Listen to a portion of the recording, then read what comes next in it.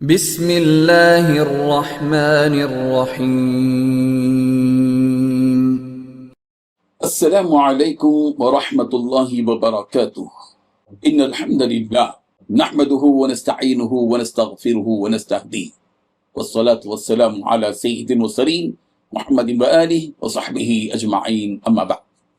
حاضرین و ناظرین، یہ درس قرآن نمبر 223 ہے اور آج سورۃ البقرہ کی 2 آیتوں کی تلاوت اور تشریح کی جائے گی، آیت نمبر 280 اور 281۔ اعوذ باللہ من الشیطان الرجیم، بسم اللہ الرحمن الرحیم۔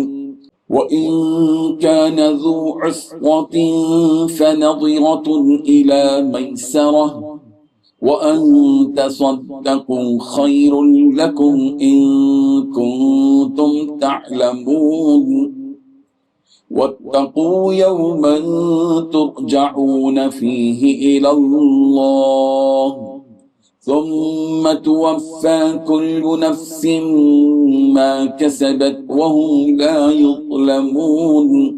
صدق اللہ العظیم۔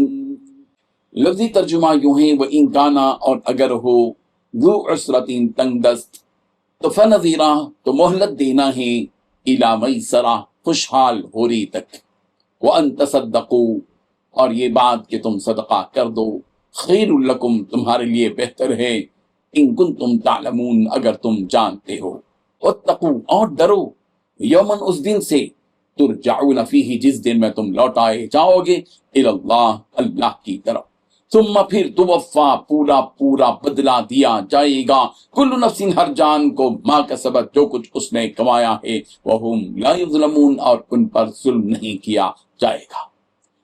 ترجمہ یوں ہے، اور اگر تنگ دست ہو تو مہلت دینا ہے آسودہ ہو جانے تک، اور یہ بات کہ تم صدقہ کرو تمہارے لیے بہتر ہے اگر تم جانتے ہو، اور ڈرو تم اس دن سے جس میں تم لوٹائے جاؤ گے اللہ کی طرف، پھر ہر جان کو اس کا پورا بدلہ دیا جائے گا جو کچھ کے کمایا، اور ان پر ظلم نہیں کیا جائے گا۔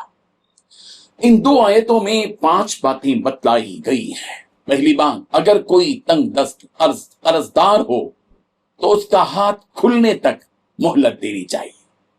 دوسری بات، صدقہ ہی کر دو تو یہ تمہارے حق میں کہیں زیادہ بہتر ہے، بشرطے کہ تم کو سمجھو۔ تیسری بات، ڈرو اس دن سے جب تم سب اللہ کے پاس لوٹ کر جاؤ گے۔ چوتھی بات، پھر ہر شخص کو جو کچھ اس نے کمایا ہے پورا دیا جائے گا۔ پانچویں بات، ان پر کوئی ظلم نہیں ہوگا۔ بزرگان محترم، آج کل ہم دیکھ رہے ہیں کہ بعض سود خور غریب کاروباریوں کو سود پر قرض دیتے ہیں، اور وہ غریب جب اصل رقم دینے کی سکت نہیں رکھتا تو خوش ہوتے ہیں کہ چلو اور زیادہ مدت تک سود ملتا رہے گا۔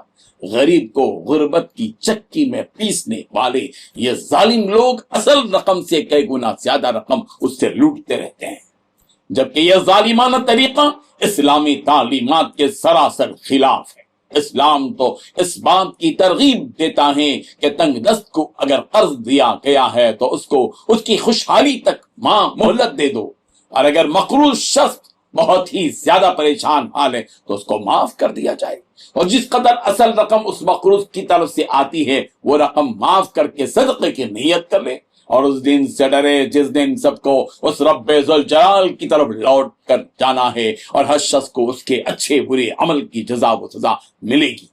اگر دوسرے کی مجبوری کا فائدہ اٹھا کر سود پر سود کھاتا رہا تو اس کی سزا قیامت کے دن اس کو ملے گی، اور اگر ایسے مجبور و بے بس افراد پر رحم کھا کر ان کی اصل رقم بھی معاف کر دیں تو اس کی جزا اللہ تعالیٰ کی طرف سے قیامت کے دن ملے گی۔ اور اللہ تعالیٰ کی شان یہ ہے کہ اللہ تعالیٰ ہر عمل کا بدلہ پورا عطا فرماتے ہیں، جزا کے دینے میں کوئی کمی ہرگز نہیں ہوتی۔ اللہ تعالیٰ کے پاک دربار میں ظلم کا کوئی تصور ہرگز نہیں کیا جا سکتا ہے۔